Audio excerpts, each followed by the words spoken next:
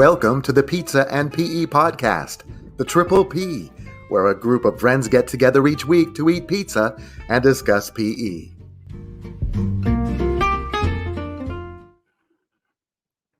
That intro never gets old to me. I absolutely love it. I love that intro. We've How are kind of you? gone away from getting away every week of eating pizza and PE to, because that's what it says in the intro. I love pizza and PE. What I does do it say too. about the pizza? What does it say in the intro? Just as a group of friends So discussing when friends PE and get together each week to discuss PE and eat oh yeah, you're right. We go from 1 week to it's a monthly podcast now. It was once a week in the pandemic though, but it's once a month now. Correct. So I couldn't wait to get on today because I know yesterday was opening baseball day. That's one of your favorite days of the year. Did you celebrate again? Of course. The first two games got rained out though, so the first game didn't start until 3:05, and that was Baltimore. Who did Baltimore play? Toronto? I don't know. Good game. And then there was a bunch of games at 4 because I know the NCAA tournament was last night, so there was only a couple games last night. And as always, my favorite team, the Oakland A's, let me down as always. Did you wear the jersey yesterday? Yeah, all day. So you had the jersey, and then did you do the hot dogs? Hot dogs, some little Budweiser, some crinkle cut fries. You did the All-American, baseball meal. That is correct. Yeah, I thought about you yesterday. My husband is a huge Texas Ranger fan, so he was sporting his Texas Ranger shirt from, winning the whole thing, World Series last year, and then his hat. So I was thinking about you yesterday because that I joined in on one of your celebrations when you had hot dog and crinkle fries and the Budweiser beer. Yeah, got to be like a ballpark. If I can't be in one, I'm gonna make it feel like one, And I'll tell you, if there's one thing that I will say about your husband's favorite team is I was okay with them winning the World Series. I don't have any hatred for the Rangers. I wish they would have won it when Ron Washington was the head coach, but as long as it's not the Astros, because they're a bunch of cheaters and I can't stand them. We just lost some viewers then. If there were some Astro, viewers, but Good. That's sports. Everybody has their teams. They'll sit there and, hit the garbage can to let everybody know what's coming anyway. Cheaters. All right, well, let's get to the guest because I'm excited for you to have a conversation with her. I've known her for a couple of years now. She's otherwise, I'll wait to announce her name in a little bit, but so I got to know her about a couple of years ago in Illinois, in Chicago, and she has been an elementary PE teacher. And I want to ask her, how long has she always been an elementary PE teacher? I don't know yet, but I've just known her as an elementary PE teacher. And big news, the Shape America National Elementary PE Teacher of the Year 2024. She just got announced at Shape Cleveland about 2 weeks ago? I think when we were there for the national convention. So I can't wait to talk to her about that. That's huge news. She probably is somebody that doesn't like to be in the spotlight, but she's in the spotlight. She's very humble. So I think the award is just so fantastic that it went to her because she probably is not somebody that's driven by awards. She's more driven by what she does and the passion that she has for teaching. And anyways, she is very active in her state association, Illinois AFERD. And I can't wait to talk to her more about her tribe that she surrounds herself with, because anytime you see her, you see other people from Illinois AFERD. They're always kind of, hanging out together. They're going to sessions together. They're brainstorming together. They even travel together.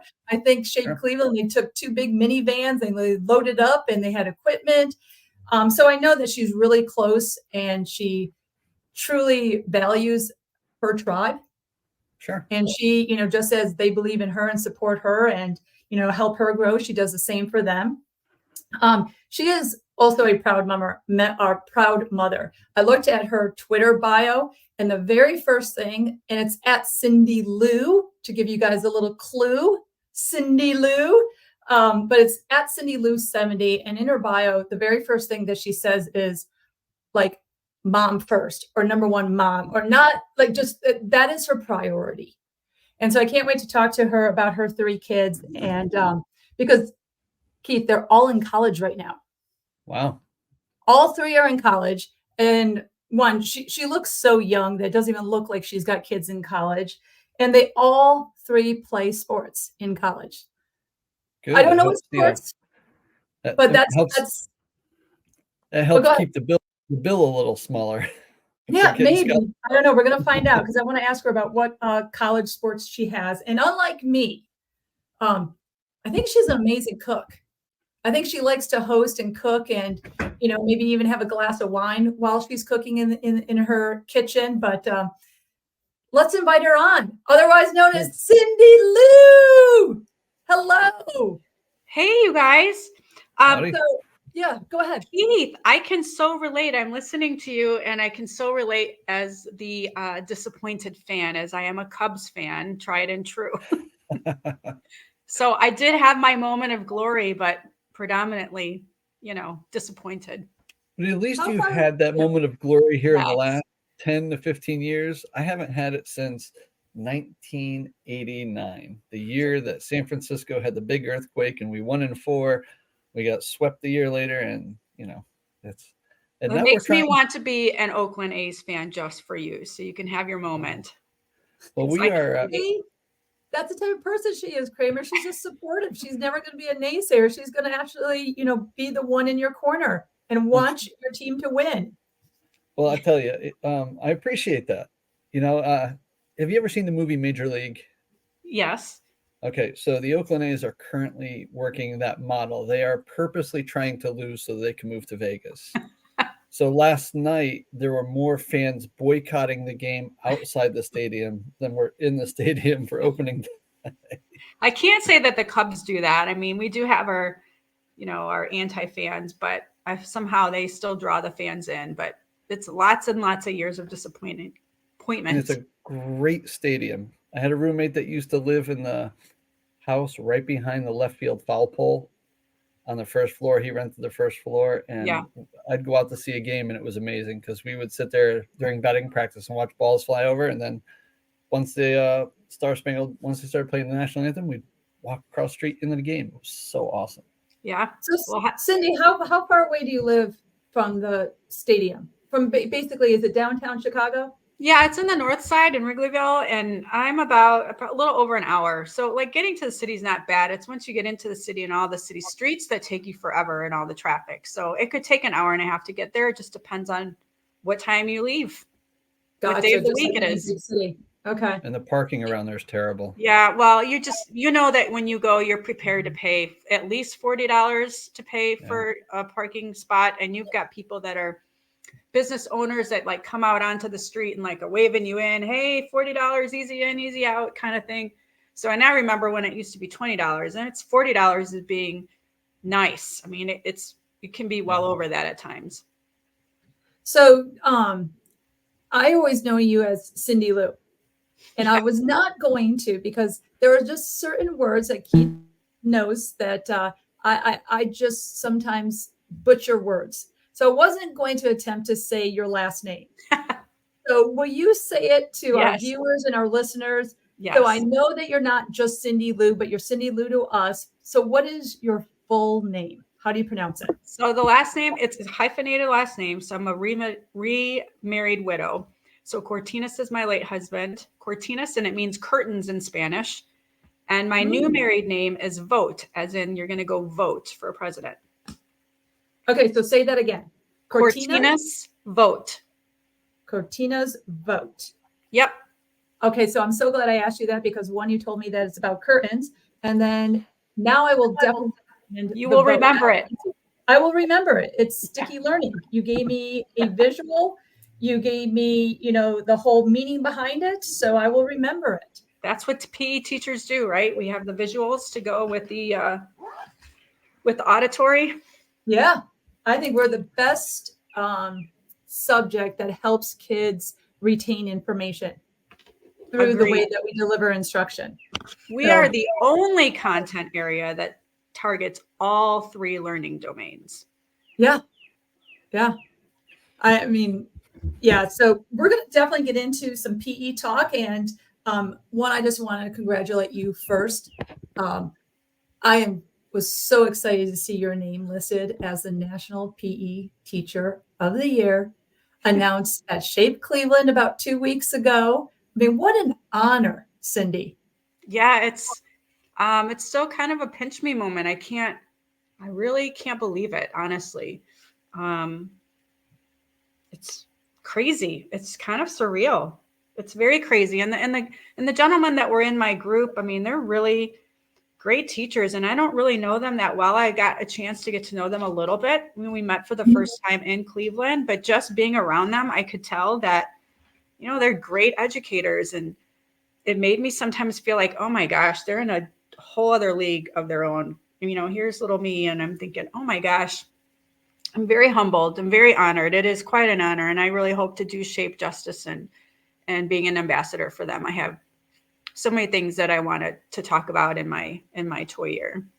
That's awesome. Well, congratulations. And I told Keith and to our listeners at the beginning, before we brought you on stage, is how I see you as a person is somebody that doesn't want to be in the spotlight, but has now become in the spotlight. And I think that's what makes you so really good at your job and who you are, because you are so humble. You're not searching for the accolades or the award. Thank you. So, yeah. So and when do you start the the night tour of Kimmel and Fallon? Well, I believe it goes from convention to convention. So the moment you're announced until next year in Baltimore, when I announce the next elementary PE Teacher of the Year. Right. Very cool. I mean, you're going to have time to do Jimmy Kimmel's show now that you've got this award. And I don't know. I mean, my schedule's getting pretty packed. I don't know. Are you pretty busy, Cindi?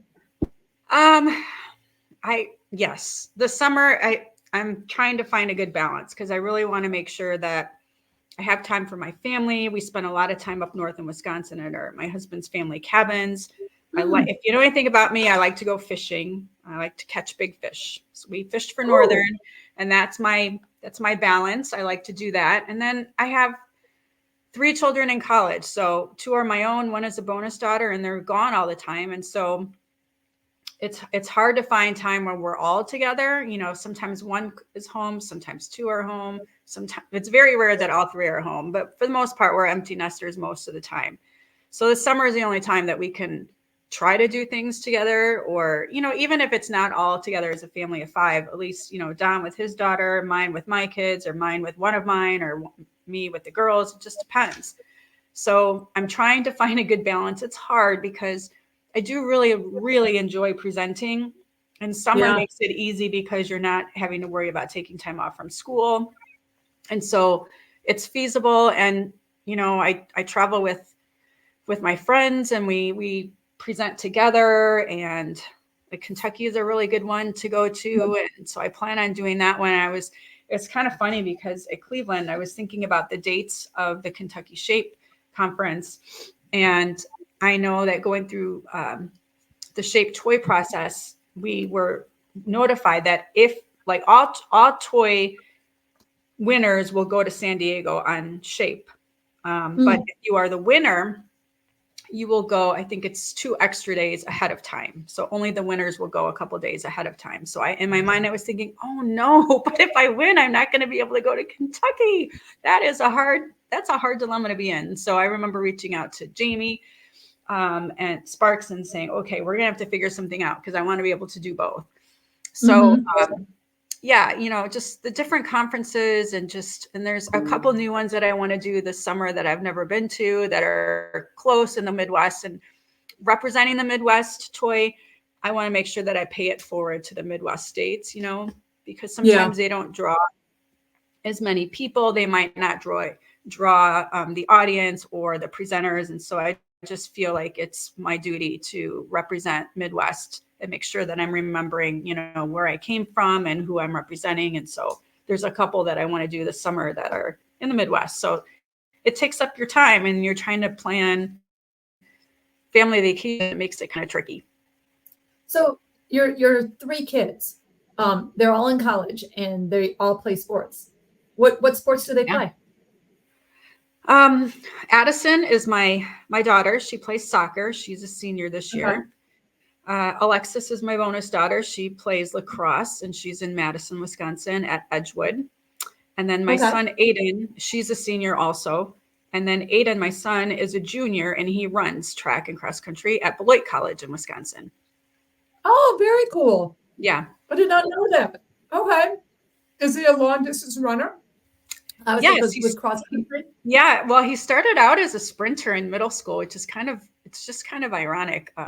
I always wanted one of my kids to like running, and my daughter just did not like running. And Aiden really wasn't into any sports, to be quite honest. It wasn't until after his dad passed away that he started trying sports out. So it started out by playing tag at recess and realizing that he was kind of fast, actually. And his friends were like, "You're fast."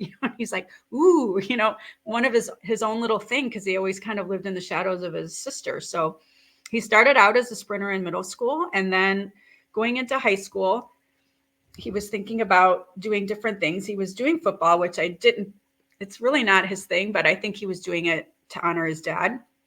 But this kid as a sprinter would go out and run a couple miles on his own. And I thought, gosh, most sprinters do not like running more than a mile is like a long distance, right? So I'm like, you should really try cross country. It'd be a great way to meet friends. It's at the beginning of the school year, and you'll have a built-in friend network right from the get-go. And plus you're already running distance. So this would be something great to keep you in shape. And so he did, and the rest is history. He ran cross country, and then the coach never really wanted him to do sprinting again. So he kind of was groomed to be a 400, 800 runner.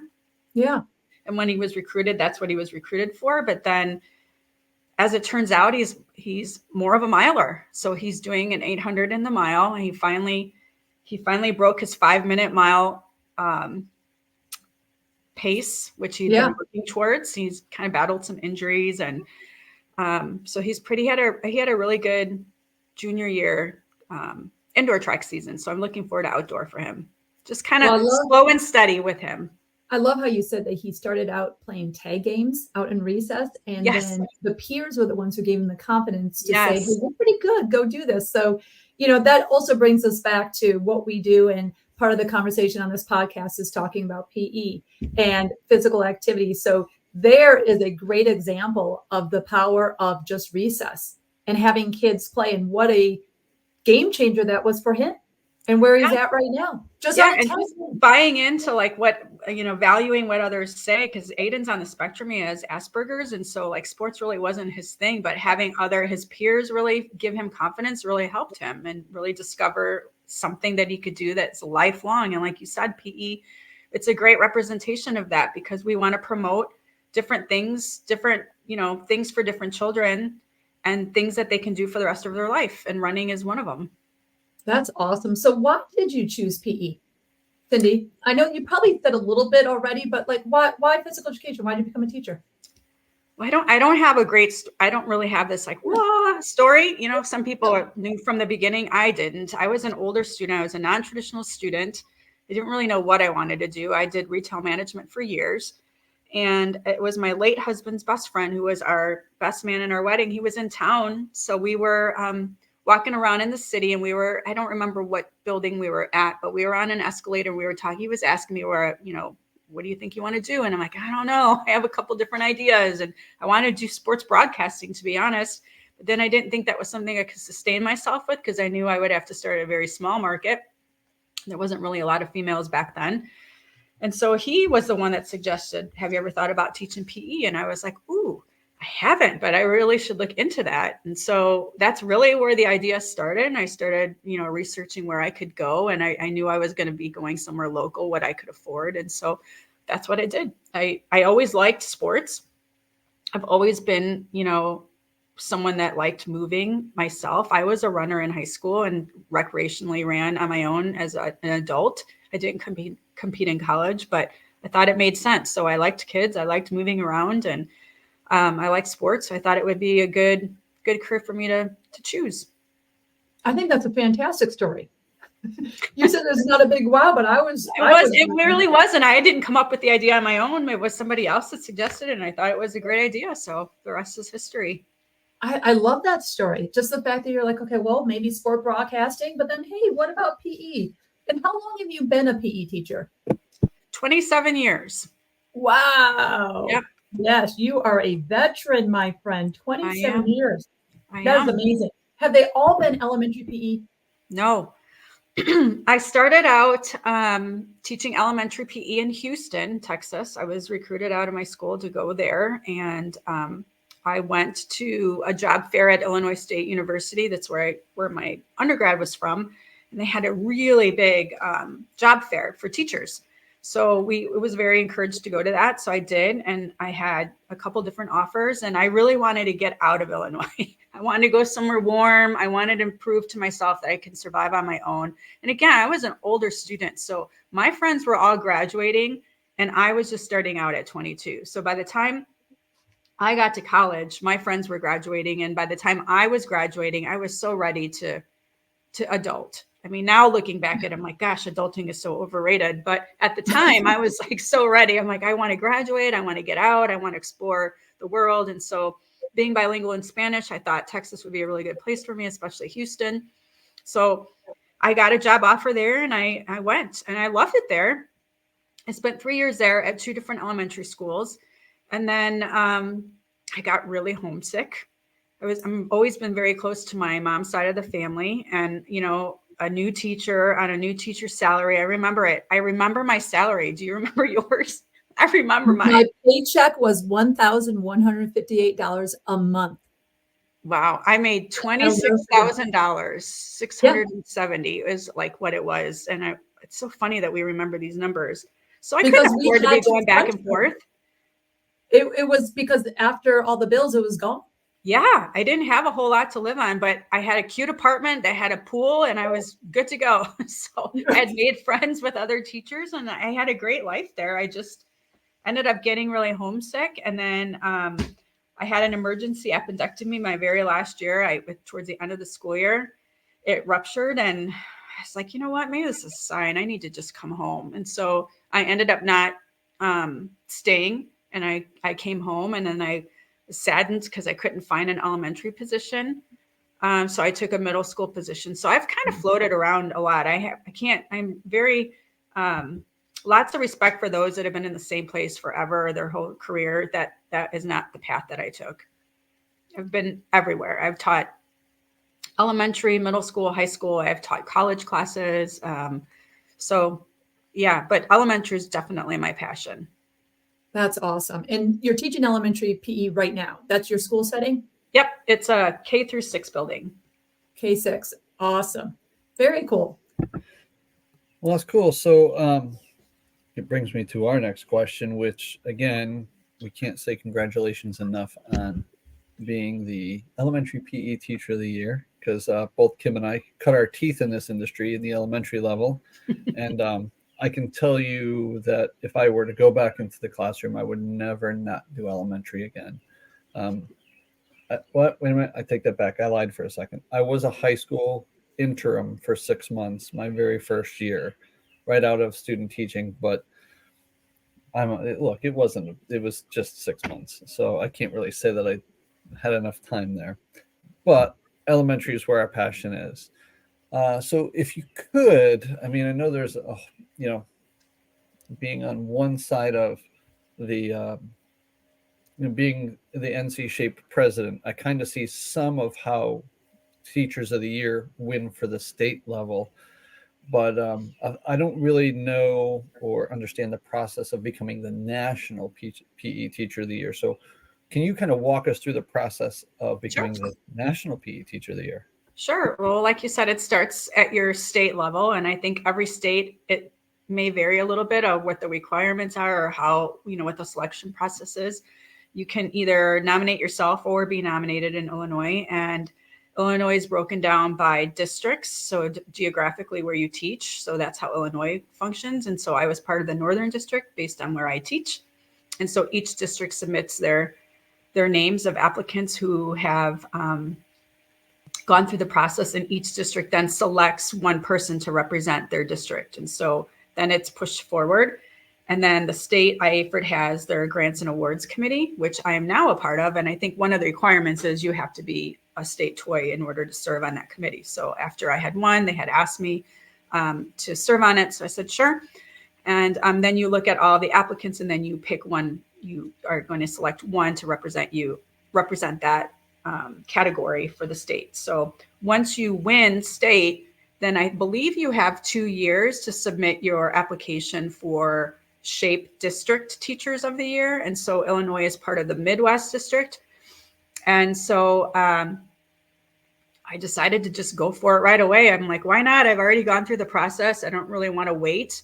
I'm, more towards the end of my teaching career as far as like the K-12 arena. And so I thought, I'm just going to go for it. Let me see what it requires. And it required a little bit more writing. It's a lot of essay writing. I don't know how it is for North Carolina, but at the state level, there was at least 5 different essays that I had to write and reflect on my teaching. And I haven't done that much writing since college. So it was a lot of writing, but I enjoyed it because it really made me reflect and think back on, what kind of teacher I am, and what areas do I want to improve on. It really does make you, I feel, a better teacher.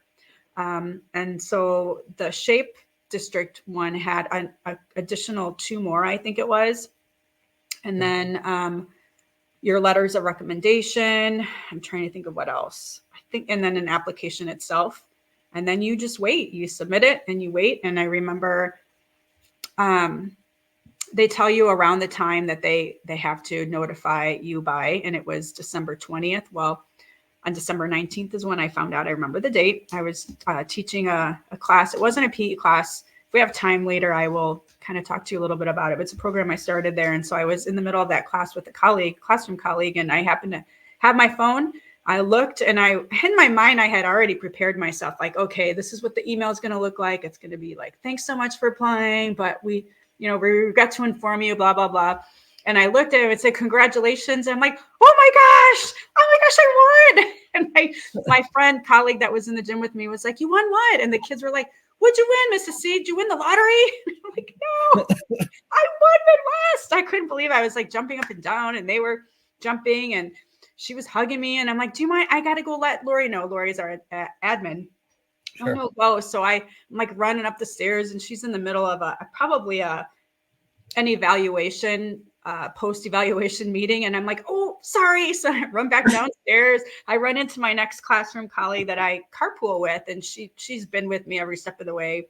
So she knew that I was, anxiously waiting, and I ran into her room, and they were all jumping up and down. And it was pretty awesome. It was very surreal. And then from there, it gets a little bit trickier too. Then you have a lesson plan. You have to write a video that goes with that lesson. So you're going to video your lesson of you teaching, and there's specifics that they're looking for. And the criteria is that it's a 20-minute video. So right away, I was kind of nervous about that because my classes are 40 minutes long, and I didn't know how I was going to edit those. And you're really not allowed to edit, but you can make 2 cuts in your video. Can't do any fancy animations or any like cool tech stuff. So you have your video, your lesson plan. There's a survey that you have to select 2 people to fill out on your behalf. One needs to be a parent or a student, and the other one needs to be an admin. So then that was the first thing that was due. So I had to think about, who I would ask to do that for me. And those were due pretty early in January. And then the lesson plan and the video were due by the end of January. And then to finalize it all, there is a 30-minute video that you do with a committee. So then a committee interviews you via Zoom, and that was in February, and then you wait. So then after that, then you're pretty much done. There's nothing else you can do after that interview. Well, I mean, you've done enough. That is, yeah. There was a lot involved with it, but I really feel like all of it was a really great reflection process for me, and really helped me to reflect on some of the areas that I feel like I need to grow in. But it also allowed me to be okay with like, hey, I did a good job at this. Like, and sometimes I think we're afraid to do that. And so the whole process was really awesome for me as far as growth was concerned. So that is really cool. it sounds like it's a really quick turnaround from when you win the regional to jumping into, hey, you find out in December, and then February you're putting that stuff together, and then March at the convention, here we are. I mean, that's 2 months. It was very stressful, I'm not going to lie, because at the same time, I'm teaching full time. So I'm trying to, plan my lessons the way I need to, and anything else that I'm involved in within my own school. But Plus, I I think you broke up just a tad. Oop, we're losing her just a little bit. She's coming back. Play Keith, can you a tag game just as your lesson? So you want to make sure that it's quality, and then you think about best class to videotape. I really wanted to make sure it was authentic and I was true to myself. So we lost you for a little bit, but I think that what we'll catch up on is it was about making sure you captured an authentic lesson. It was a quick turnaround from basically submitting everything from January to basically March until Shape Cleveland. But you really want to go through that process too, that an outcome that you probably didn't expect was the growth that you had by going through that. Really, I mean, I bet you there's people that just say, this is too much, I don't have time to do this, because you're also teaching, like you stated. Yeah, it was stressful. There was a very, like you said, a compact amount of time. There was a lot due within a month and a half.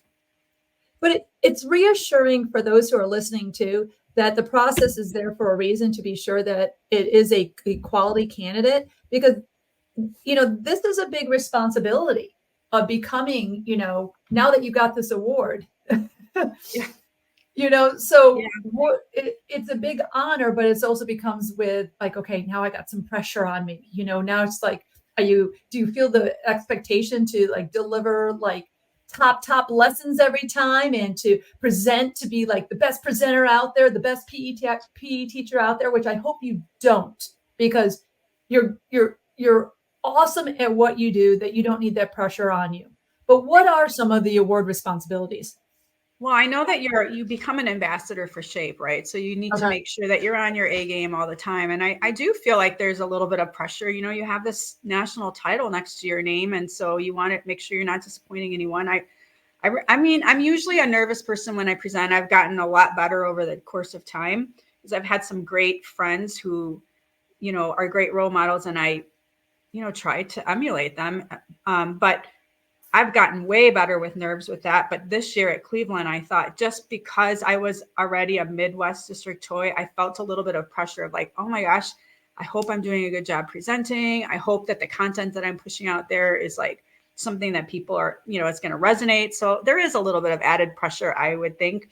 As far as responsibilities, I'm not 100% sure, other than like there are a lot of people reaching out and wanting me to present at their conferences. And so that it's great. I want to do that. I want to first start with Midwest, because that's the district that I'm representing, and then work my way out. I'd love to spread the word. I want to pay it forward. I've had some great people that I surround myself with and I look up to. And so I want to make sure that I'm paying it forward and paving the way for anybody else that's younger and starting out, and, just helping to make a difference in even one. I know we're in it to make a difference in children's lives, but I think it's equally important to remember that we're trying to make a difference among other educators too, because there's a lot of ebbs and flows with teaching.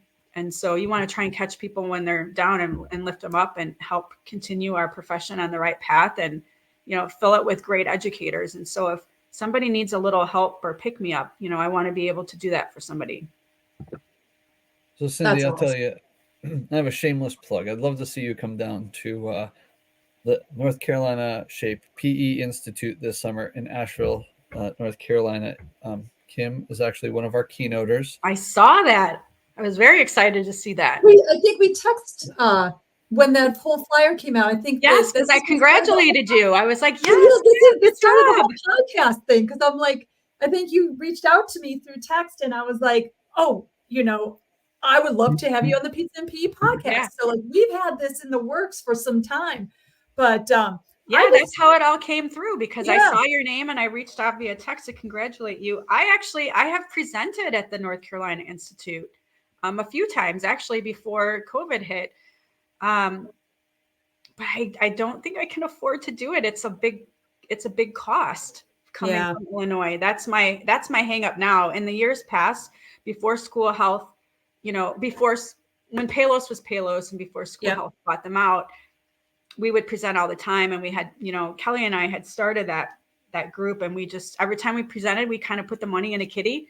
And that's what we did it for so long that by the time school health came around, we had a lot of money in there. And so that's what funded our, flights. That's what funded our lodging. That's what funded our fun money. Like, whether we were having a beer or pizza or whatever, we never had to front any of the money.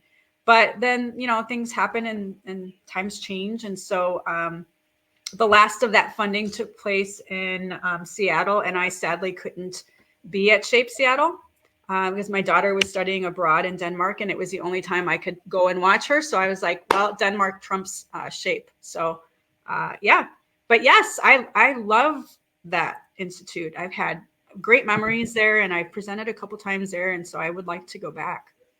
That's good. awesome. We'd love to have you maybe back. we could try to get her there, Keith.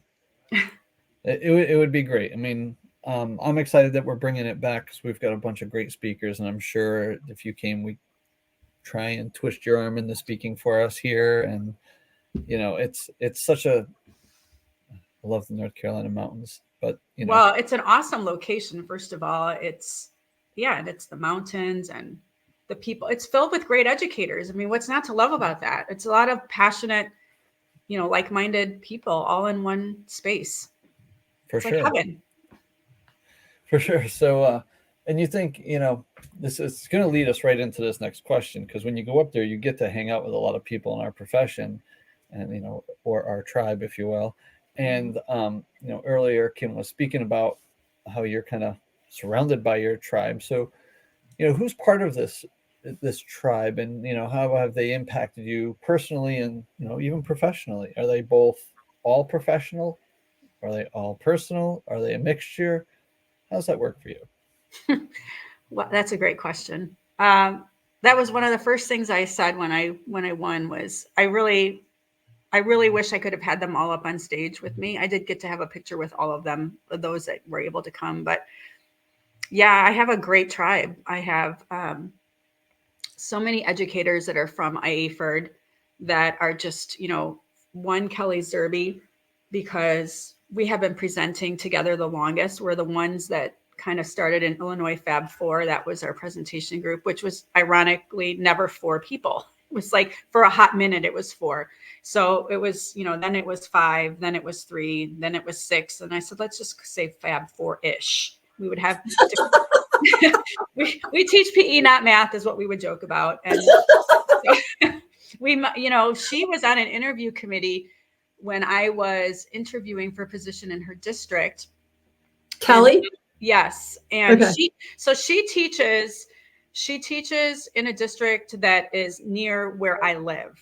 So we don't live close by each other, but I'm the sister city to the town where she teaches at. And so, and she's in a district that's daily PE, and that would be beautiful. I've never experienced that. But the timing wasn't right. And I was just coming back. I had my son. And so I wanted to get back in the profession, and a different opportunity came up where I could teach part-time, which everything happens for a reason. Always, always. I'm a firm believer of that. So I can talk about that another time. But anyway, she's a big person that really helped me come out of my comfort zone as far as presenting. And then just loaded with people like Barb Borden, who I refer to as Barbie B, Katrina Haynes, Bo Phillips, the Foamers, Ryan Regan. I mean, like Sadie Starr. There's just so many people from my AFERD alone. I can't even name them. I don't even want to start naming them because I'm afraid I'm going to leave somebody out. But then I've met people like you, Kim. I've met people like Victor. I've met people like Lori in New York, and all of the Kentucky homies. Like there's just so many that wouldn't have happened had I not stepped out of my comfort zone and started presenting. And Kelly and I reflect about that a lot. Like, gosh, when we first started presenting, we knew no one. We would go present just because we wanted to share our passion, go out to eat or whatever, or, do a dinner with school health or Palos at the time, and then go back to our room. Now, when we go, it's like one big party with like all of your closest friends who happen to be teaching PE just like you. And so it's just changed so much in like just a few years, because when we first started, we didn't know anyone. And we grew our professional learning network by presenting. And then two, of course, when COVID happened, you started, sharing your ideas and learning from others that were sharing on Twitter. And so my tribe are like all of the people I've met along the way, plus my family, right? My family are big supporters. My husband's a big supporter because I'm gone a lot when I go present, and he's never questioned that. He's always been very encouraging. He's my number one cheerleader. My children, which, as a remarried widow, they were in middle school and my late husband passed away, and it's such a hard age for something like that to happen. It was unexpected. And so for me, like just wanting to be a very good role model for them, especially my daughter, I really wanted to be a role model as a female to another female. Like, you can do anything, you can do hard things, you can take care of yourself. You don't have to rely on others. Just always remember your worth. And so my family are just huge supporters. My mom, my brother, and then my own like school family. They are very supportive. They always make me feel valued, and not everyone can say that. Teaching in elementary, oftentimes they feel like they're just, a prep period. And I have not been made to feel that way. I have been very, very blessed in my career with each admin that I've worked for, especially the one that I'm working with now. Just very, very supportive of any ideas I have, and just all along the way. So your tribe is anyone who lifts you up, and you can't forget them, because they're the reason why I'm here. Well, I hope my voice is not cracking, but I think it is. So I know a lot of your tribe members. They are amazing people. In fact, each one of them has such a different personality. Yes. Too. And kudos to you, though, Cindi. Your tribe is your tribe, your school, your family, your professional tribe, your friendship tribe, your personal. It's because of you, Cindi. I mean, we're surrounded by you because you're you. I mean, you're a really special person. So I'm going to read you something. Well, no, not yet. I'm going to actually ask this dude to come on. And say a few words. Hello. Hi, Bo Phillips. Hello. Cindy's fan club. Yeah, I'm Cindy's fan club. I'm the face of the club. What can I say? He is the face of the club. I wish. Yeah, no, when I popped on in the green room or behind the scenes, you guys were talking. Yeah, we'll call it the fancy green room. Yeah, you guys were talking about North Carolina, and I mean that's really where I connected with Cindi, and so many others.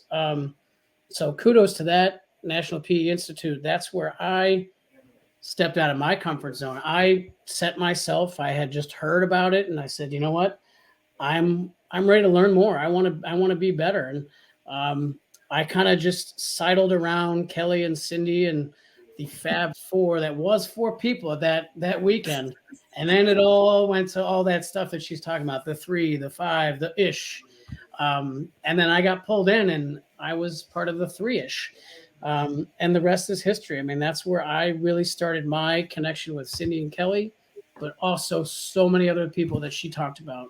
Yeah, look, now he's the president of IAFERD. Isn't that crazy? Yeah. Like, I mean, this is the power of having a tribe. People lift you up, and you all have different skill sets. Like, I could never lead like what he's doing or what Kelly has done or what Katrina's. No one's going to reach out to me and be like, hey, be the president of IAFERD. That's probably just not my skill set, right? But like, even if it's not, like, I wasn't a presenter, and I had big shoes to fill. Like, being next to Kelly was like larger than life personality. I'm like, I feel like a loser next to her. Like, she's so dynamic.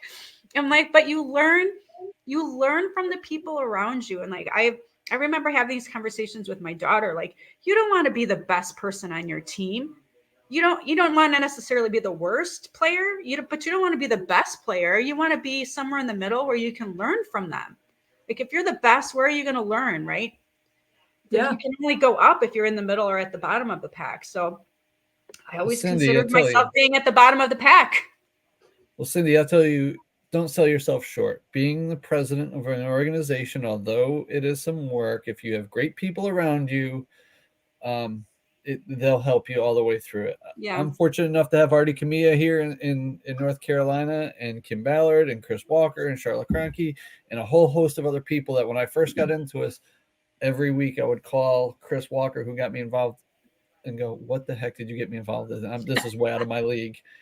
And, you know, it's some stuff, but, you know, you've been around long enough, you know enough things, you know enough people.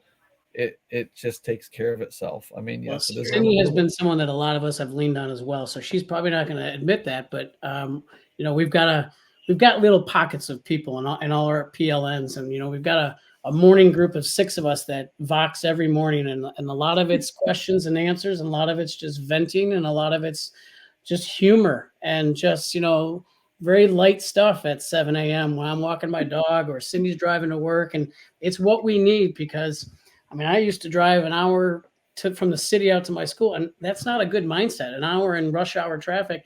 But, you know, listen to my friends and the Voxers in the morning and throwing ideas back and forth. And I mean, there's something to be said about that. And Cindy's, you know, she's part of that group that her creativity, I mean, I call her the cross-curricular queen, but, you know, her active content time it's really, she doesn't know how many people it's spread to. I mean, there are people that are trying to replicate her and are inspired by her. And she has put out a lot of good stuff out there and a lot of inspiration.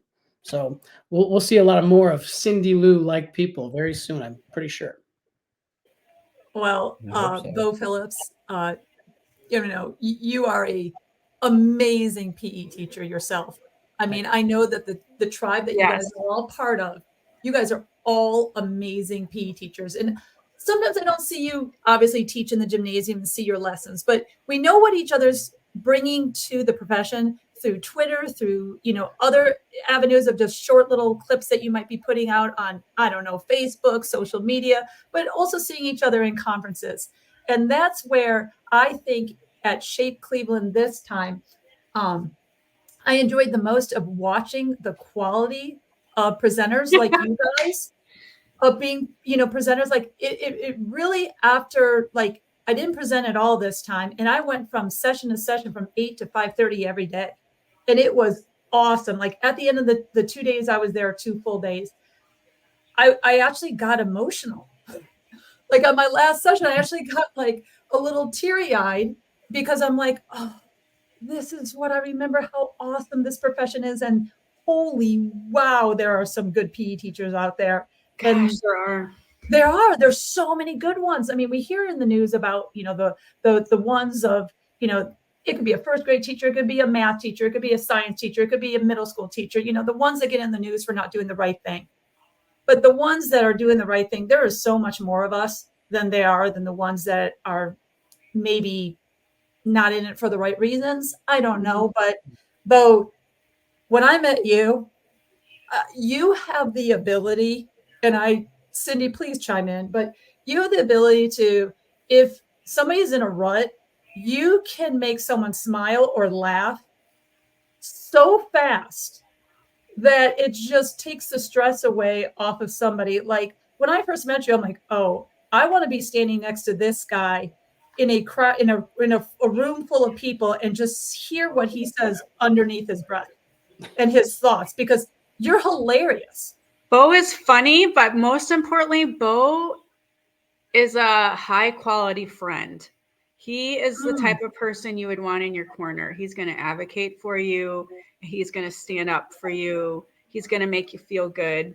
He's going to tell you how it is. He's someone you can have a good conversation with. He walks super duper fast, so you're always going to be 20 steps behind him. And true story, this was in Asheville, actually. Kelly and I were taking our time walking, and Bo is like, I'm not kidding you, 50 feet ahead of us. We decided to go into one of these little shops. We were in downtown Asheville. Bo had no idea we had gone in and out of 2 or 3 shops. He was so far ahead of us. He had no clue. But he got us that table at that restaurant, though. He did get us a table at the restaurant, but Bo is a good friend. Like he he's a very positive person, and he's also very humble. And I think I wish it hadn't taken me 50 years to figure out who my tribe was, and like that my PE people are my friends. Like these are my ride and die people, you know, like sometimes we separate our work, our personal, right, and our family, but my work and my personal are all combined. They're like, I have the best time when we're all together. And I know I can lean on on any of them for different things at different times. And I can look for them for advice in different areas, which is really great. It's a very diverse group. And sharing some cooking recipes too. And cooking recipes, yes. Okay, so I was right. In the beginning, I introduced Cindi as I think she's an amazing cook. Oh, she's an incredible cook. Okay. I mean, I think it's a generational thing in her family, but one of my favorite stories with her is when we went out to Kayford, California, and we each had a night where we got to spend a night with some of our family, and we got to cook dinner together for her niece, and who's like this big YouTube star. But yes. I went back to my kids to tell them, I'm like, I cooked dinner for a YouTube star. No big deal. But I still have that recipe saved in my phone because Cindi and I had such a blast cooking it. And I have remade it. And then Cindi is an incredible cook. Bo is a very good cook as well. So when I'm not teaching PE, I like to TikTok my recipes. So maybe one day I will become this, you know, uber famous YouTuber, TikToker like my niece Pearson, and just, you know, go crazy with the food. It's a lot easier to do a lot of cooking when I'm not teaching because it's very time consuming. Summer is a good time to try that stuff out. Yeah. Yeah. And then you have a glass of wine that makes I like my wine with my, yes. I'm like, it's, you know, if I'm cooking, I need to have a glass of wine. Yeah. Yeah, definitely. That's going to keep me in the kitchen for about at least 30 minutes. Anything over 30 minutes though, Bo and Cindi, then it's not happening. I'm the caterer. I like to order out. Like she'll mess up a butter and jelly sandwich, y'all. Yeah. Yeah. There's nothing wrong with a good PB&J. I know, but she'll mess it up. All right. So Bo and Cindi, I know that we spoke a lot about Kelly Zerbe, you know, and she's part of the tribe, but unfortunately she couldn't, you know, come on as well, but she wanted me to send this message to you, Cindi. Because I was like, okay, yeah, I know. So let's try to think like visual, you know, try to hear her say this. Okay. I'll do my best. Okay. Cindi is the most creative teacher I know. Always thinking outside the box. She is the, capital The, advocate for combining the other academic areas into physical education classroom. She will always be trying to find the best way to combine the two for the success of all students. She is simply a rock star.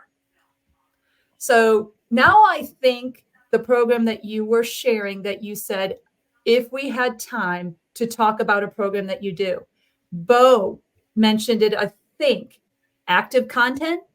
Yes. So this is your heart and soul. You love cross-curricular activities. This is awesome. I do. It stemmed from when I started teaching in Texas. I took this class called Critical Components of a Balanced Literacy class, and it was being offered as a cohort at the elementary school that I was teaching at. And so my elementary classroom colleagues were taking it, and I thought, this is a good way to get to know people. I'm not from Texas. This is my first year teaching ever. I'm in another state. I'm going to keep learning, right? So I took this class, and just picture like most institute days or faculty meetings, right? Most of the time, like 1% might pertain to you because it's usually about all the academic content areas or things that you don't do in your class.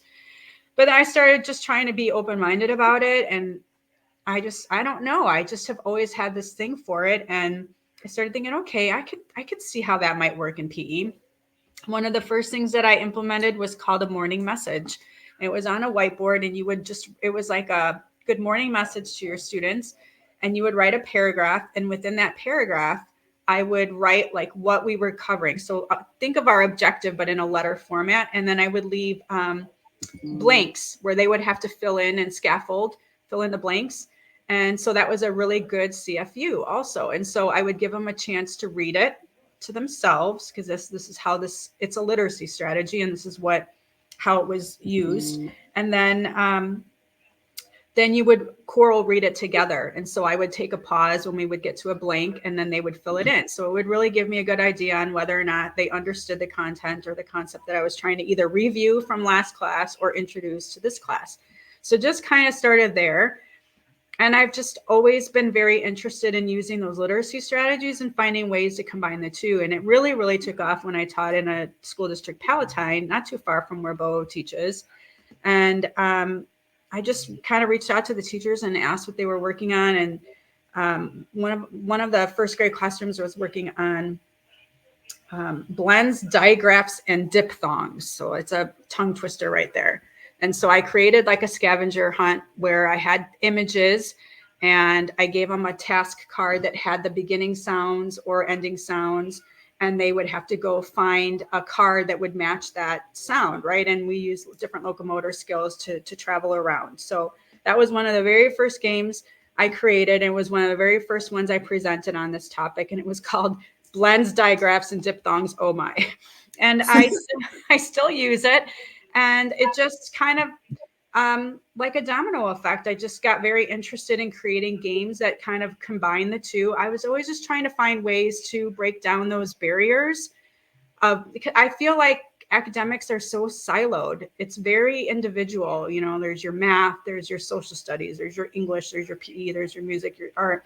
But we all have one common thing, and that is that we're all educators. We all have objectives that we're trying to teach, right? We're all trying to get our points across. We're all trying to use good teaching practices to cover that concept. So why not give the students an opportunity to combine all of it into one? And I just think of myself as an elementary student. I sucked at math. I still am horrible at math. You might like have me, count my fingers. I'm going to admit it. I'm just horrible. But I think it's because, one, I wasn't presented an opportunity to learn this way, right? We're kinesthetic learners. I am a kinesthetic learner for sure. And so if there was a way to disguise some of that content through movement, why not? And so I just started creating games and trying to win the teachers over that way. And when I landed the job that I'm at now, it was a 0.8 position, which meant that I had to travel for the other 0.2. Yeah. My first year, I traveled to 2 different schools in the afternoons. On Monday afternoons, I was at one school. On Tuesday afternoons, I was at another one. And I heard through the grapevine that, if you can get in good with your admin, they might use title money and buy you out. So I'm like, oh, this is my opportunity to maybe pitch something to her. Well, it turns out that my principal went to school with my late husband, because I teach in a community where my late husband grew up. So she knew him. She went to school with him. So when I introduced myself to her, she's like, I know who you are. I knew Mike. I went to school with him. I'm like, oh my gosh. It was like, I was meant to be here. I didn't think I was, I was teaching college at the time, and I was let go because I was the last full-time instructor, and they lost numbers. And so they had to let me go. So I found myself in a position where I'm like, all right, I'm a widow. I'm a single mom. I need to find a full-time job. And so I had interviewed for this job, and it was just weird timing and everything aligned. And this admin happened to be friends or knew Mike. And so I felt like I was in the right place at the right time. She is the best administrator I've ever worked with, I like to say. I never feel like I have to work for her, because she's always been super supportive of any crazy idea I have. And so I had pitched this idea to her, and I'm like, why don't we call it? I don't even know where I came up with the acronym. To be quite honest, I probably just pull it out of, I don't know what, but I said, let's call it active content time. And so she's like, well, let's try it. And so I would just try and do it on planned periods, like here and there where I had some extra time, and see if like a teacher would like it. And I had like one particular teacher that always wanted to sign up for it. Yep. So then it just went from like one teacher to a couple teachers to a handful of teachers to now pretty much everyone will sign up. And so basically, I know I've made the story way longer than it needs to be, but they sign up for a 30-minute lesson, and it's built into my day. So I was bought out after my first year. And so that 20% is all devoted to active content time. I push out a schedule. I have them sign up for 30 minutes. I make it very clear it's not a planned period. We're working together. So it's a true collaboration. You tell me what your students need. Most of the time it's math. And our sometimes our district has been a district-wide math fluency focus, and now it's our school, it's our focus for our school because our scores are low. So they sign up for a content area, and then we either talk in person or text or email, like, what do you have in mind? You know, if it's the older grade levels, I'm like, all right, remember, math's not my forte. So I'm like, you got to give me questions with the answers, because I'm not going to put out something that is wrong. And I want to make sure that I'm teaching it the way you teach it in the classroom. So that's how it started. And so they sign up and they come in, and I give the directions, and then that other teacher helps to facilitate the lesson. And it's winning. It's awesome. #winning. It's so awesome, because also I'm a once a week program, which stinks. I hate it. So it gives the students an opportunity to have extra movement practice. So it was my solution to help with that, and also to help with the academic part of it. It's probably the most favorite part of my job, to be quite honest, because I do get to be creative with the games. Plus, that's such a great example of where you were, okay, let me try to convince an administrator to turn you into a full-time position when it was a dedicated 0.8. And so where there's probably, other PE teachers that may be listening to this or viewing this, it's a great example to say, look, don't stay hidden in your PE closet. Go out there, talk to your administrator, share these ideas, because you never know what could happen, because your administrator could help you, like yourself, a 0.8 to a full-time position. They might even hire another teacher assistant, who knows? But just to be able to say, here's a great idea. You had the research behind it. You had an idea of what the purpose of the program would be. Bo, do you guys all talk about certain things? Like if Cindi puts in a text saying, hey, I need to come up with an activity that, is about math, and we're going to teach the kids, I don't know, let's say multiplication steps. Do you guys all just kind of brainstorm ideas together and just kind of share what some of that active content lessons should be like? We usually go to her. Okay. She will certainly, and we all do. We all reach out, and she's mentioned some of those same names. Barb Borden, who has another just phenomenal creative brain for incorporating cross-curricular or just really creative lessons to put something together that's going to work for. I think everybody tries to pitch in and help with ideas. That's our morning talks are usually to brainstorm ideas or vent or do whatever, but so many of us include. Well, even just even transitions, classroom management, Bo, I've seen some of the things that you put out there. I got the idea of those dry erase sleeves from you. With I saw that. I'm like, duh, don't use the whiteboards, dry erase sleeves. And I'm definitely not the original idea on that. That was probably, I want to say Tom Gilardi, but I'm sure I saw it from someone online. And I know Joe Bailey would love the idea too. And she put a tweet out about it. And that's the stuff that has to just keep spreading. That's right. Yeah. So little hacks, little ideas. It wasn't a new piece of equipment. It was something pretty much affordable that you can make work in your space. Yeah. And what a great way to also okay, don't make all these copies if you're doing something where kids are writing. Just insert it in, buy these things, and just I think it's a great idea. But kudos to you, Cindi, for the whole, the fact that you were like, I don't know if I want to go this literacy type of workshop. And then you realized, wait, I just got something out of where I can combine some of the literacy things. Now, I'm not going to say the title that you taught. Oh my, whatever. I don't even know what those literacy terms are.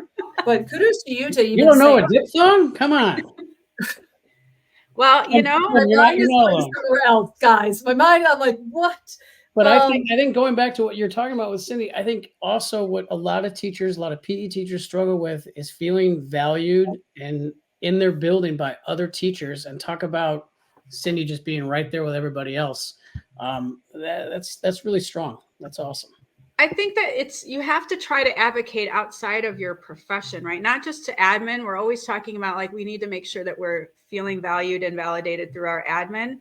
And we are always sharing within our own community, whether it's on X or, through Voxer app or whatnot. But the people we need to advocate to and for ourselves is with our classroom colleagues and the teachers within our building that don't teach PE, because those are the people you want to make aware of what it is that you're doing, what is happening, and what kinds of things you're teaching in your classroom. Because your admin are going to know when they come in and they're evaluating you. Hopefully they're spending some time with you, but the classroom teachers never have those opportunities. They have no idea. So be able to reach outside of your domain is really important, because you need them to see what you're doing. We are an educator just like they are. And sometimes I think they forget. They think we're just tag games and dodgeball, you know, and it's like a very hard mentality to correct. Yeah. Keith, did you have a question? Wait, we're not tag games and dodgeball? I did the whole thing. See, there's a whole lot going on here, and I'll tell you. It starts with, first of all, Bo, I didn't know Kim was bringing you in. I hope that while you were in the green room, that she met your rider. That you had 32 red M&Ms, a Fresca at 36.8 degrees. Everything you needed while you were waiting in that green room. Cindi, where were you 15 years ago? Because let me tell you, nothing when I was in the elementary classroom, nothing used to drive me more nuts than they had to fill our schedule, to keep us out of school. And they would have us go down and be reading buddies with the lowest kids. Give me the highest kids to do some activities with. And since you, classroom teacher, are the pro at the reading stuff, you work with the lowest kid, because this is your professional. You know how to do it. Me just listening to them read isn't making them any better. Let me work with the other kids with stuff that you have and get them active. And I could probably come up with some stuff like you, or call you and say, hey, what do you got for this? But they would always give me the lowest kid. And I'm like, sounds good. I really don't know what to do with them. Right. Because I don't have that background that the classroom teacher has. But that would be like me dropping off some of our kids to some of our classroom teachers and going, hey, so this kid has no idea how to step with the opposite foot when they throw. I need you to work on that. I'm going to work with the kids who play basketball, baseball, softball, and all that stuff to have this down, no problem. You help this kid. And they'd be like, huh? Makes me wonder why on earth they would give you the lowest, because it's kind of an insult to themselves, right?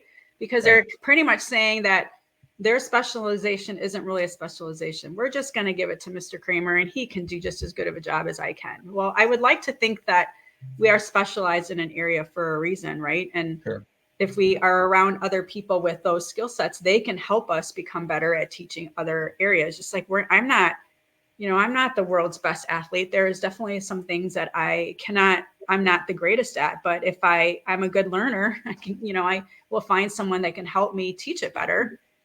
I just think and this is my personal opinion, it does not reflect on anything other than that, is I think they were taking the path of least resistance. Let us make sure that the kids that are already at the scores can get higher scores, and they'll carry the one score in our classroom that's going to be below grade level, because the greater score is going to get us our bonus. Because this was at the time, and Kim will tell you that, test scores equated the bonuses for teachers. For our state. Right. I've never had that. Yeah. But we didn't get it. Wasn't much. Oh, no, actually we did it. School growth. It was something if we were a school of distinction. Yeah, I forgot about that. But that those kind of practices exist now. They're always trying to teach to the higher, right? To get them, bump them up to at grade level. And then you have so many that are left behind because we don't have the resources to work with those students. I just love when we're evaluated by growth too. Yeah. I think growth is so much better than just the standardized test. So Bo and Cindi, I'm so glad that you came on. I'm hijacking this. So much information. No, it's so nice to see a familiar face. It's awesome. I mean, it's great just to even have like the whole entire Fab Four-ish on, and just to see the whole dynamic of all your tribe. But last PE question to you: what advice do you have for whether it's let's go with a beginner teacher? Think about it, just process it. And Bo, I know I'm kind of, zagging that out to you right now, but, so just process it. So we'll start with Cindi. What advice do you have for a beginner teacher? What's your soundbite? Surround yourself with like-minded people, find your tribe. I think one of the messages to the whole shape process was I had to give a presentation, and my presentation was on the acronym BAM. Break down those individual silos, advocate, and then mentor and motivate others. So you got to find what your niche is. What is it that you're passionate about? Because that usually contributes to advocacy. And when you advocate, then you're able to mentor and motivate others. So they got to find their tribe, right? They need to find what their passion is first, and then find like-minded people with them so they can find their tribe, and their tribe is what's going to keep them intact. And my other bit of advice would be, don't ever stop learning.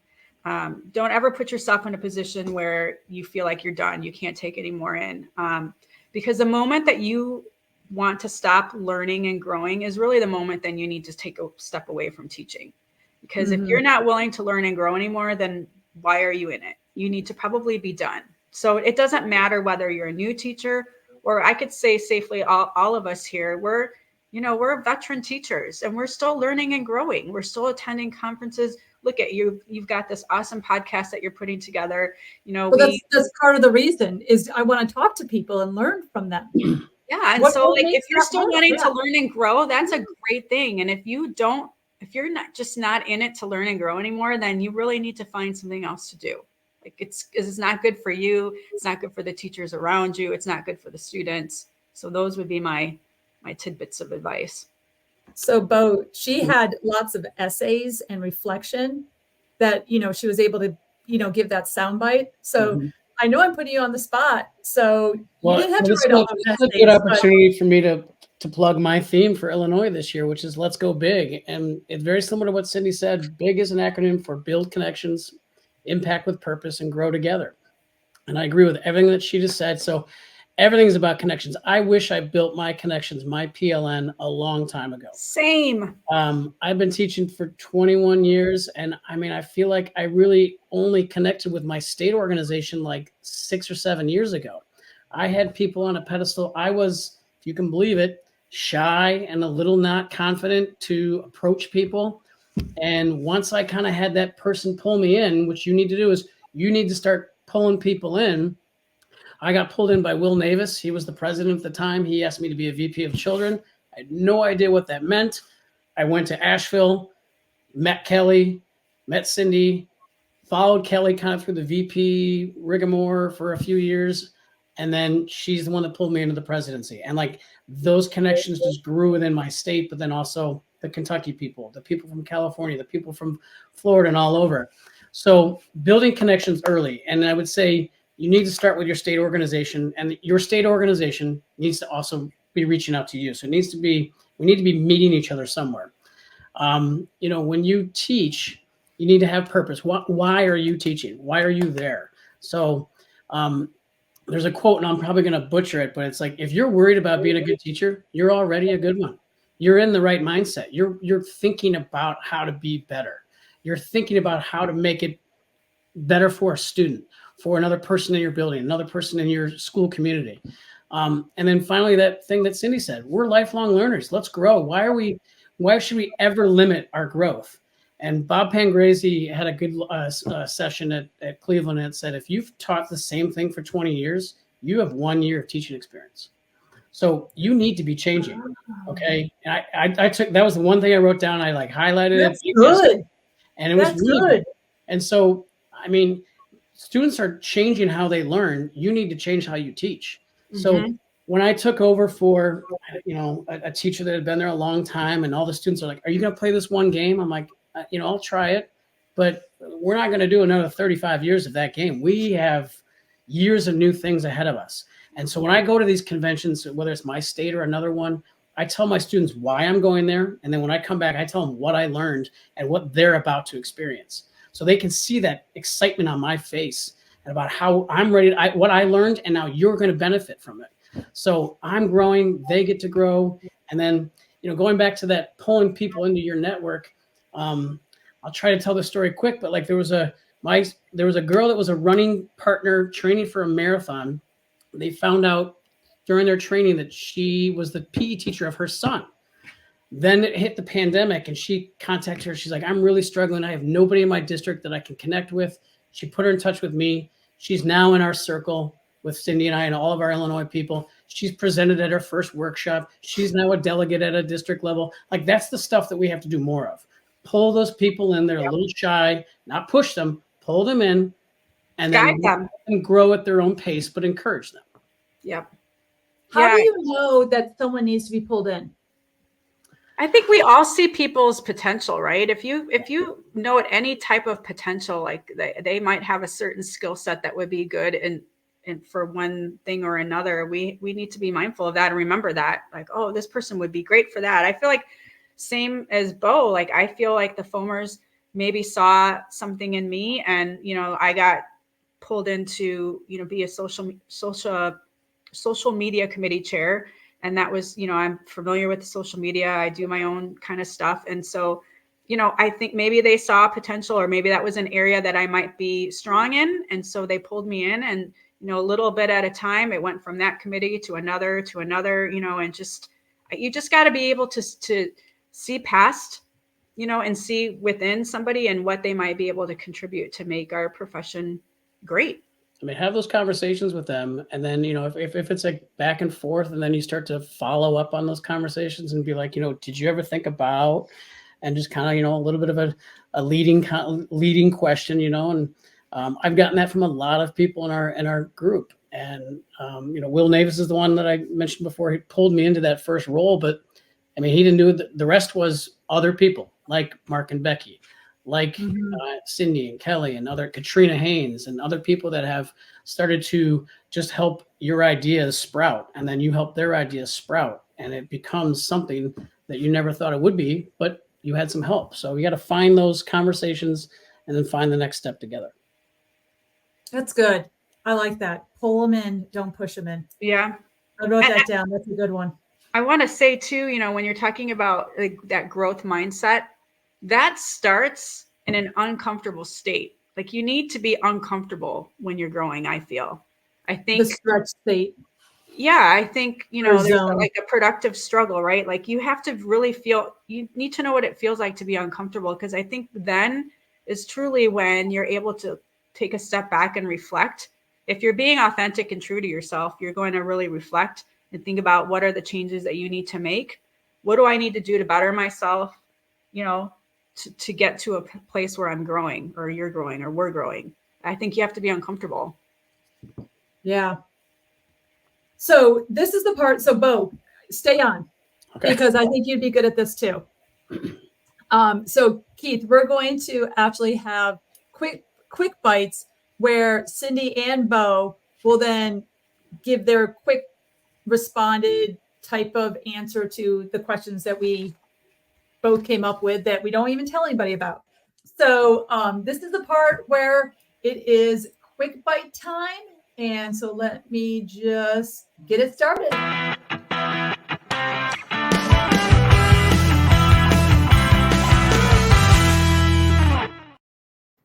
First of all, I think the reason why we do these quick bites is because sometimes that we could get into our PE conversation, and I have reflected a lot, and you guys have given me so much to digest and so many slices of wisdom that I think quick bites is just light and airy, that it brings a transition to say, okay, we talked a lot about some really good stuff and a lot to think about and reflect. Oh, I lost you. What's that? I lost you, so I don't know what you said. Oh, no worries. But I'm just sharing about just how quick bites is kind of like, whew, we just talked a lot about some heavy stuff, but some really good stuff and stuff to digest and great slices of wisdom. So quick bites. Here we go. Keith, do you want to go with the first one? Of course. No, of course I don't. I wasn't prepared for two of you. That's fine. The good thing is, Cindi, after hearing your story, I took out anything that had to do with math. So don't worry, no counting. You're good to go. Thanks. You're the best. We're trying to lift you up here. I don't want, show your weakness. That little... Please be part of my tribe. So, if you could remove one color from the world, which color would it be and why? Oh, man. I think white. White's not always the flatteringest. Is that a word? Flatteringest. It's not the most flattering. It's not the most flattering. And I also feel like it's stale. And I don't want to be stale in my teaching. I want to be fresh. and always thinking of new ideas. Okay. All right, Bo. Oh boy, that's a hard one. It is.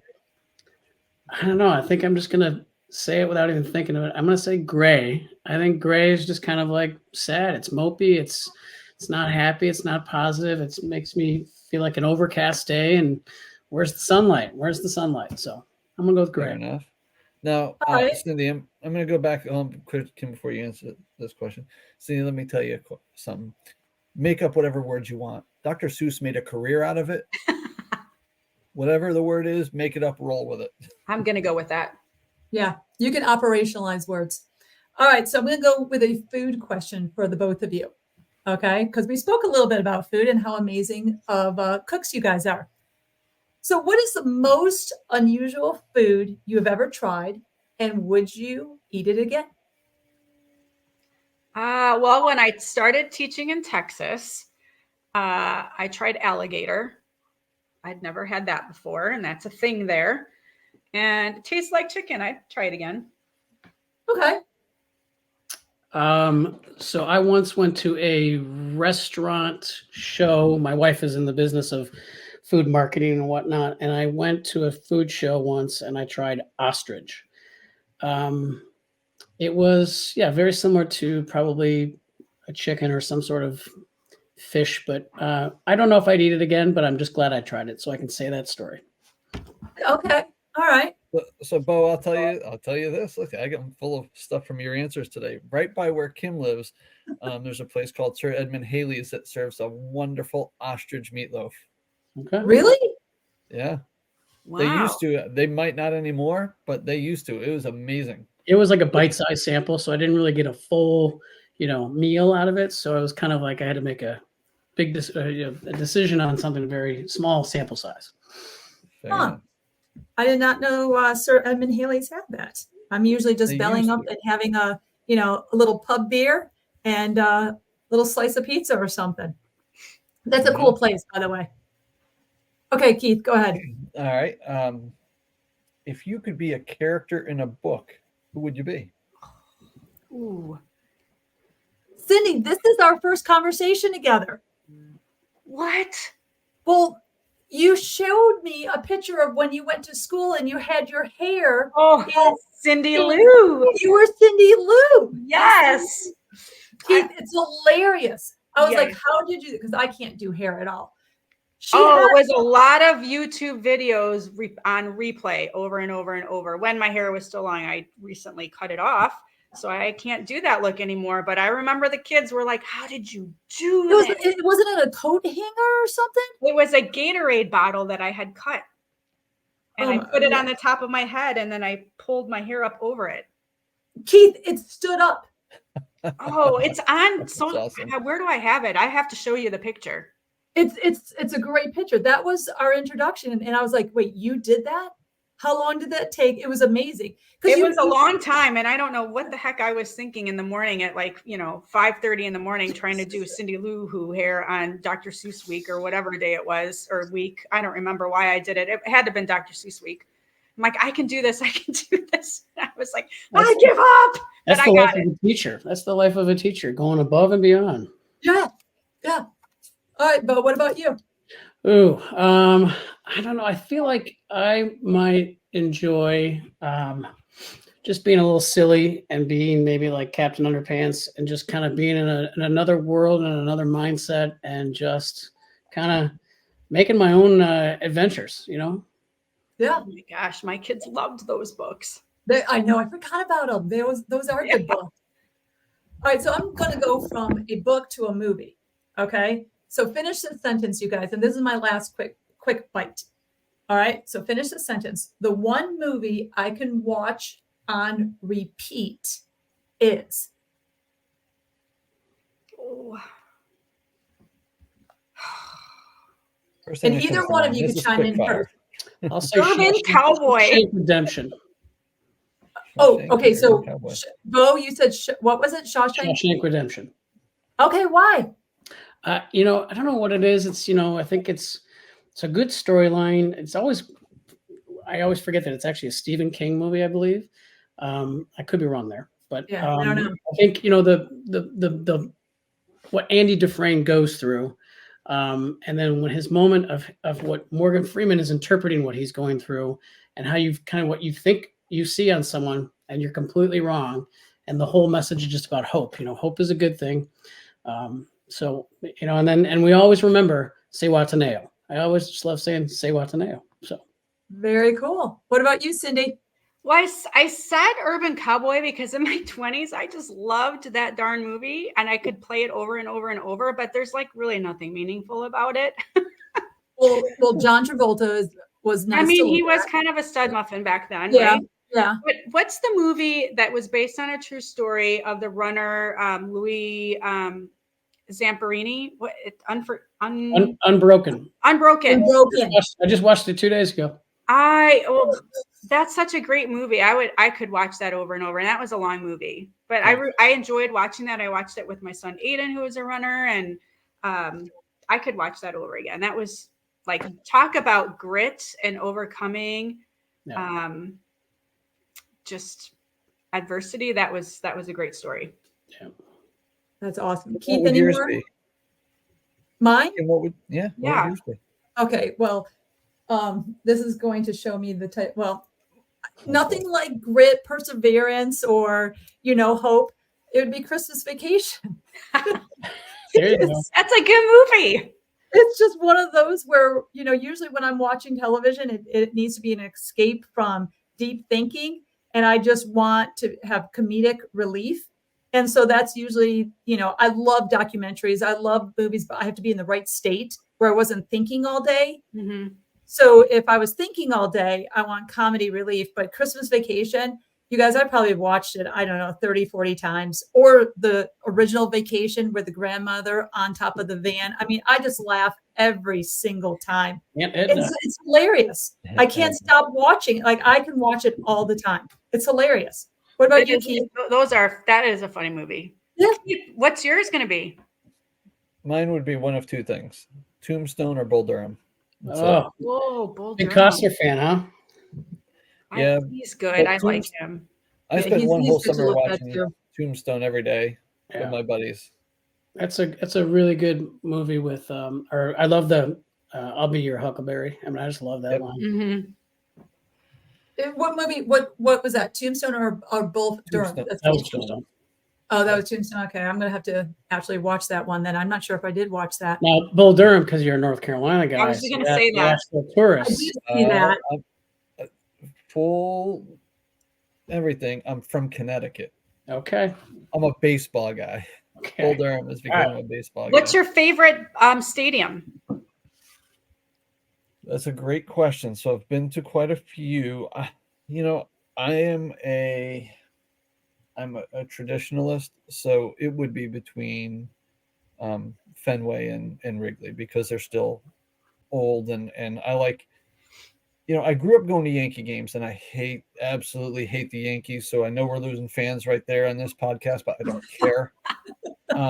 I love the A's because my dad used to get tickets from all these sales guys because my dad was a maintenance guy. And because he was lower on the totem pole, we didn't get the American League East games because everybody wanted the Red Sox. So they're like, hey, do you guys want to go Tuesday, Wednesday, and Thursday to Yankee Stadium and see one of the worst teams in baseball? Sure. And when you go to Yankee Stadium as an A's fan, one, they don't throw anything at you because they know that those guys will be in pinstripes in the following year. Two, I just like the colors, and I love the Ricky Henderson and all of them. But there's something about going like the old Yankee Stadium and Fenway and Wrigley that when you walk in there, they were playing games there in the 1900s, and you can still feel the history of the stadium. Mm-hmm. They've updated it a little bit, but it's like you walk out there when, again, the old Yankee Stadium, and you go, Babe Ruth played here, and Joe DiMaggio played here, and, you walk in the Wrigley and you go, oh my God, there was so many awesome people that came. You know what else happened at Wrigley Field? No. Cindy Lou got proposed to. Yeah. Oh, very nice. Yeah. I sure did. That was the best proposal ever. Right, Dawn? Was that on the field too?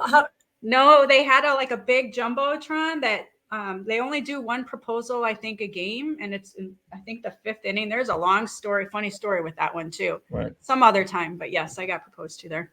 Well, so speaking on some other time, okay, Bo, Cindi, here's a invitation to come back on for sure. I want to get some more of the tribe members, Yeah, and just have like the type of conversation that you guys have in those minivans when you're traveling to a conference or when you're hanging out at a dinner. no, you really don't. I do. This is that type of podcast. It might not be appropriate, Kim. We will filter. I'm sure there's bits and pieces of, nuggets of wisdom, that you also have. So we're going to have some of the Illinois tribe on. We can have a crew. I'm not even sure if we're going to have set questions.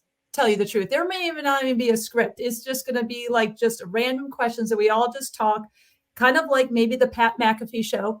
I'm not sure, but that's an invitation that we're going to kind of go awesome. kind of go off cuff. Well, it'll be almost like we're going improv on the podcast.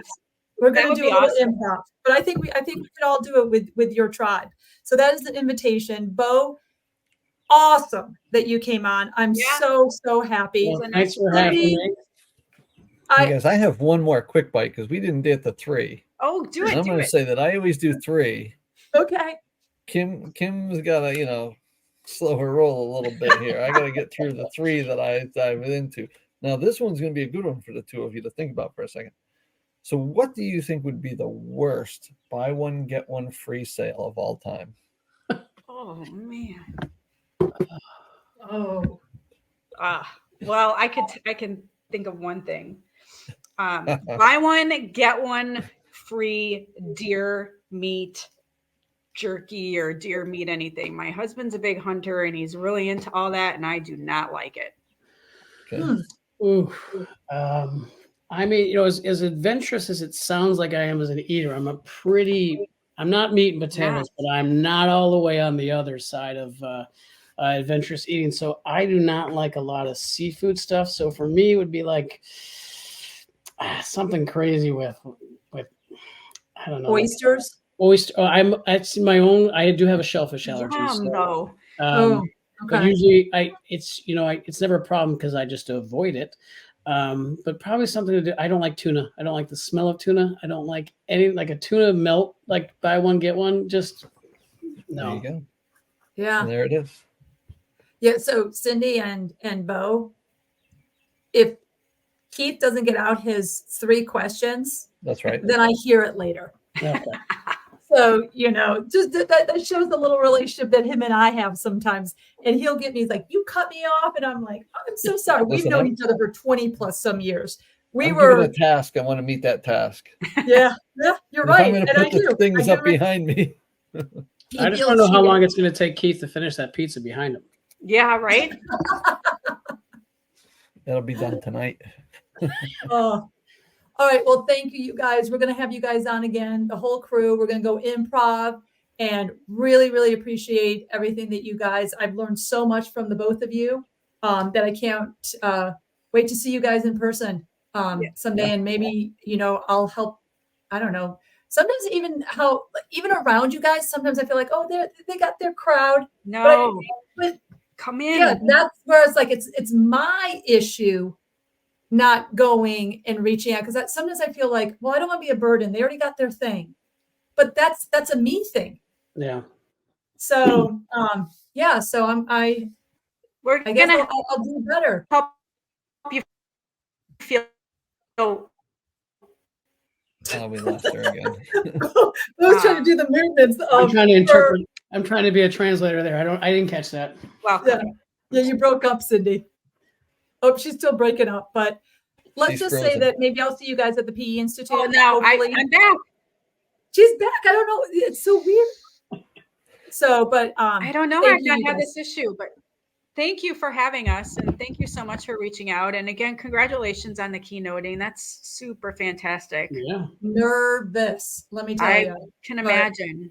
That's on my bucket list. One day I'll do that. There are some awesome names and faces up there on that list. Yeah, there are. I'm very excited for all of you. Yes. Yeah, it's one of those like wait, why me?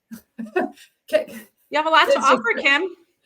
I think that's part of it, right? We just all have something that I think then I also think that we have such a great audience of people that are accepting, and the people in the audience are cheering for you.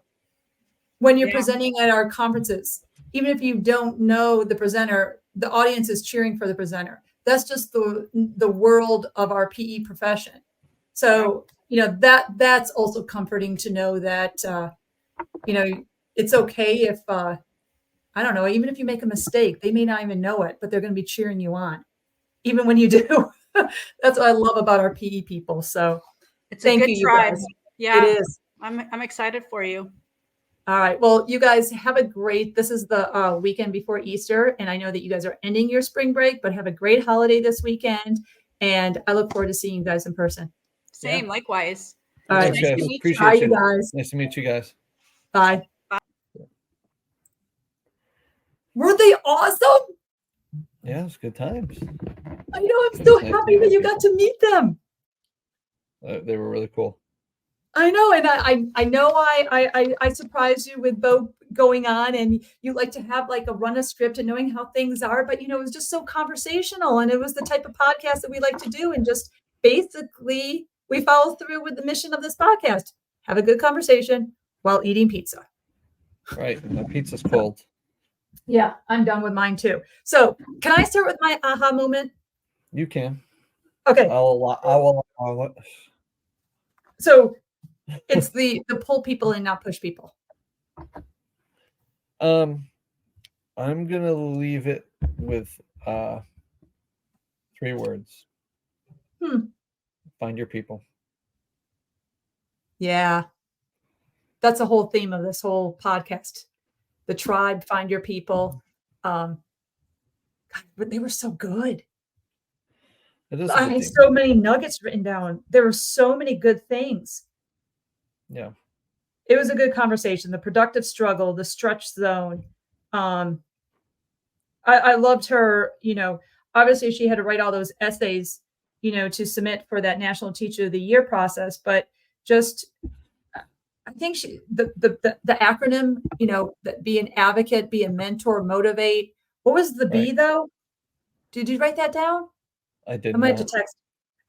I'll text her because I was writing it so fast that she just had so many things that I was like, okay, my brain just processed it, but now she's on sentence 4 of what she was explaining. So I was like, oh, that was good, but I might not have caught it. So I can't wait to basically listen to this podcast and play it back and also see it on video.